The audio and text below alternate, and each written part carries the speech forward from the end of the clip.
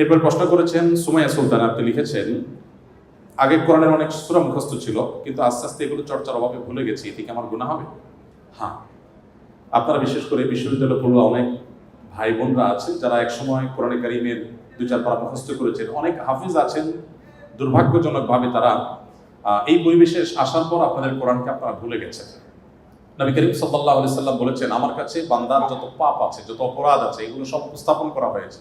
কোনটার আকার কেমন, কোনটার ভয়াবহতা কত, ডেপথ কতটা, এটা আমার সামনে এমনভাবে উপস্থাপন করা হয়েছে যে আমি অনুমান করতে পারছি, বুঝতে পারছিলাম যে কোনটা কতটা ভয়াবহ, কোনটার মাত্রা কত বেশি।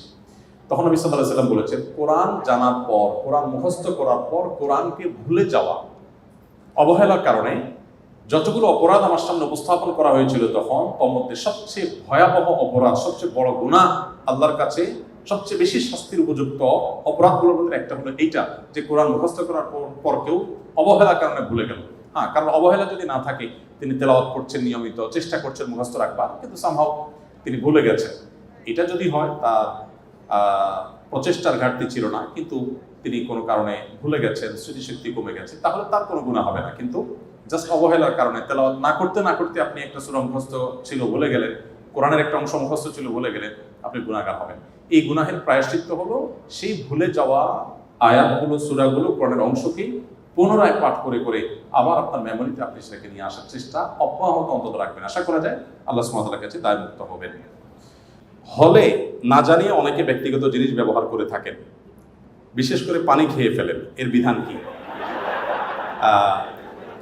এটা শুধু হলে হয় তা না, মসজিদে পর্যন্ত আপনি দেখবেন একজনের সুন্দর একটা শু পরে আসছেন, তিনি নিজের শুটা খুলে রেখে আরেকজনের একজোড়া স্যান্ডেল এটা দিব্যি পায়ে দিয়ে তিনি টনটন করে হেঁটে চলে যাচ্ছেন, উজু করে ভিজায় ওইটাকে তারপর রেখে চলে যাচ্ছেন।